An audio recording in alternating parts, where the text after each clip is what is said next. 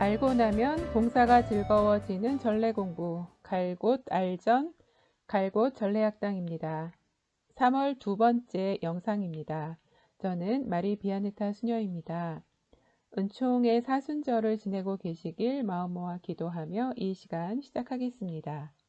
이번 시간에는 7번 사순 시기에는 왜 알렐루야를 하지 않는지 알아보겠습니다. 성 요셉께 바치는 기도로 이 시간 시작하겠습니다. 우리 각자의 지향과 코로나 바이러스로부터 인류가 자유로워지길 기원하며 바치겠습니다.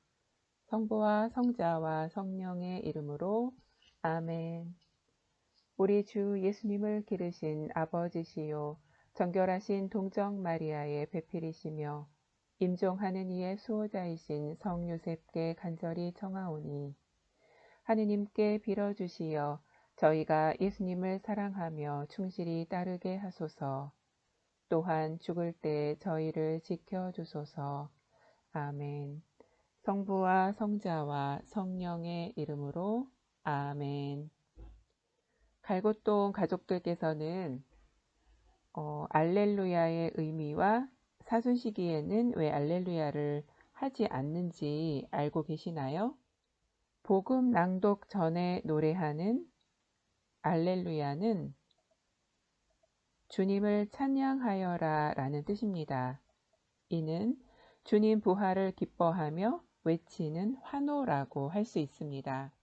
따라서 주님 순환을 묵상하는 시기인 사순 시기부터 파스카 성야 전까지는 알렐루야를 노래하지 않습니다. 알렐루야의 뜻을 알아보겠습니다. 히브리 말로 할렐은 찬양하라 라는 뜻입니다. 야는 야훼의 약칭으로 주님을 뜻합니다. 알렐루야는 도입에서 언급한 대로 주님의 부활을 찬양하는 대표적인 환호라고 할 수 있습니다. 따라서 알렐루야는 부활 시기에 특별한 의미를 지닙니다. 복음을 선포하기 바로 앞에 자신들에게 말씀하실 주님을 환영하고 찬양하는 의미에서 알렐루야를 노래합니다. 이 알렐루야는 환호하는 노래이기 때문에 사진에서 보는 것처럼 일어서서 하게 됩니다. 그런데 사진 속 신부님의 제의 색깔이 분홍색입니다. 바로 지난 사순 사주일 복음 낭독 시간인데요. 앞서서 사순 시기에는 알렐루야를 하지 않는다고 했습니다. 그러면 이때는 어떻게 환호를 했을까요? 사순 사주일에 우리 분당에서는 말씀이신 그리스도님 찬미 받으소서로 환호하고 복음을 들었습니다. 이렇게 사순 시기 동안 복음 환호성은 말씀이신 그리스도님 찬미 받으소서 외에도 그리스도님 찬미와 영광 받으소서, 길이요 진리요 생명이신 그리스도님 찬미 받으소서가 있습니다. 그리고 알렐루야에 따라오는 구절은 일반적으로 복음에서 선택합니다. 주님 부활 대축일 등 몇몇 특별한 축일에 알렐루야 전에 덧붙여서 노래하는 것이 있습니다. 기억하고 계시나요? 네, 부속가입니다. 그런데 부속가가 어떤 의미인지 또 어떻게 전례 안에 들어왔는지 알고 계신가요? 그럼 부속가에 관해서 좀 더 알아보겠습니다. 미사 전례 안에서 우리는 입당송, 자비송, 대영광송, 화답송, 복음 환호송, 거룩하시도다, 영성체송을 합송합니다. 이것들의 공통점이 무엇일까요? 이들은 미사 전례 안에 노래라는 공통점이 있습니다. 그런데 여기에 평소에는 눈에 띄지 않는 노래가 있습니다. 네, 바로 부속가입니다. 부속가는 붙을부, 이을속, 노래가로 덧붙임, 딸림 노래라는 뜻입니다. 세계적인 성악가 조수미 씨의 사진이 보입니다. 노래를 다 마치고 관중들에게 인사를 하는 장면이 아닐까 생각되는데요. 이때 관중석에서는 앵콜을 외치는 소리가 들리는 듯 합니다. 앵콜이라는 말은 아직도 더, 다시 한번 더 라는 그런 뜻으로 계속 노래하기를 청하는 말입니다. 본 공연에 덧붙여서 노래를 더 불러서 분위기를 돋우고 그 자리가 더 의미 있음을 드러내게 됩니다. 부속가가 앵콜곡과 똑같은 역할을 하지는 않았지만 앵콜곡이 본래의 노래에 붙여서 부르던 노래였던 것처럼 부속가도 알렐루야 뒤에 붙여서 부르던 노래였습니다. 이를 좀 더 자세히 알아보겠습니다. 앞에서 우리는 알렐루야는 하느님을 찬미하라 라는 뜻을 지녔다는 것을 알게 되었습니다. 하느님을 의미하는 야에 특별한 가치를 부여했습니다. 그래서 그레고리어 성가로 알렐루야를 부르는 경우에 특히 야를 많은 음을 사용해서 아주 길고 무척 화려하게 부르는 관습이 생겨났습니다. 그런데 이렇게 길게 하다 보니까 이를 노래하는 데 있어서는 암기하는 데 무척 어려웠다고 합니다. 이 어려움을 해결하기 위해서 야의 많은 음들에 새로운 가사를 붙이게 되었습니다. 점차로 야가 지니고 있던 멜로디와 새로운 가사가 별도의 노래로 발전해서 부속가가 되었습니다. 부속가는 9세기에서 10세기경부터 발전하기 시작해서 16세기에는 수천 곡에 이르는 부속가가 생겨났다고 합니다. 연구자들은 당시에 5천여 개가 넘는 그런 부속가를 찾아냈다고 해요.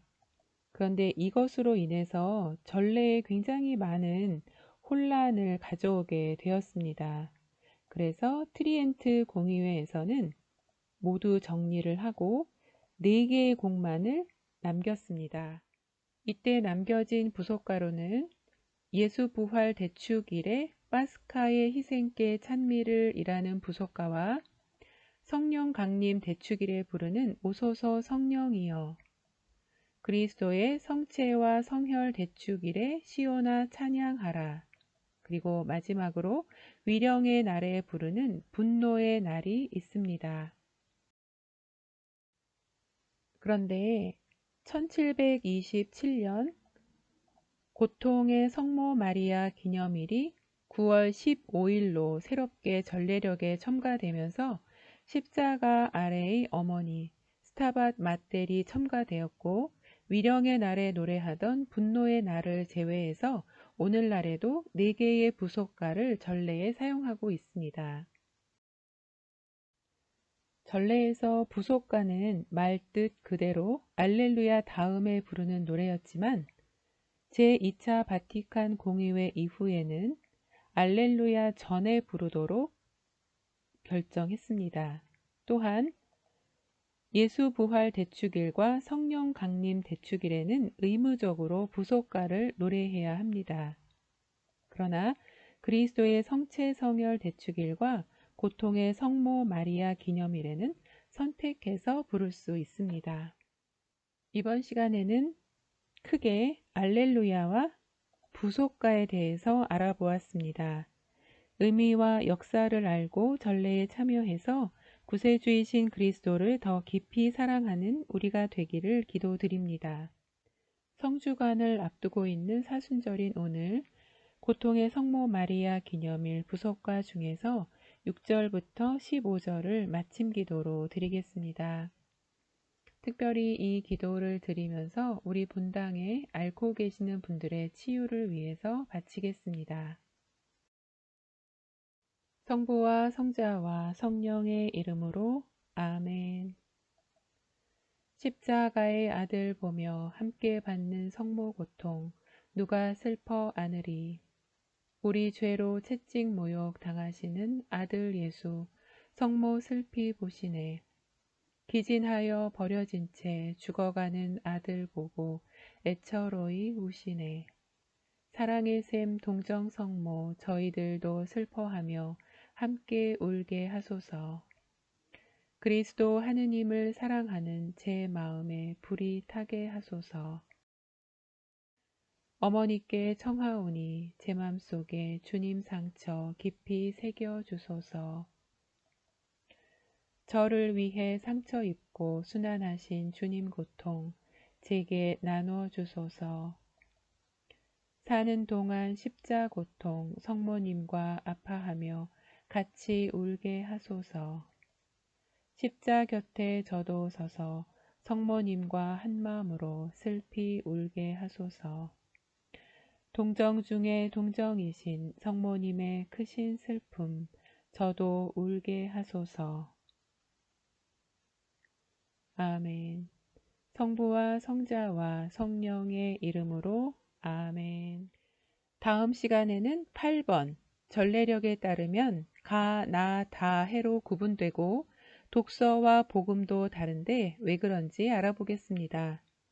그러면 갈고동 모든 가족 여러분들 은총의 사순절을 지내시고 성주간 주님의 순환과 고통, 죽음에 깊이 동참하는 시간을 지내시길 기도드립니다. 그럼 저는 다음 영상에서 뵙겠습니다.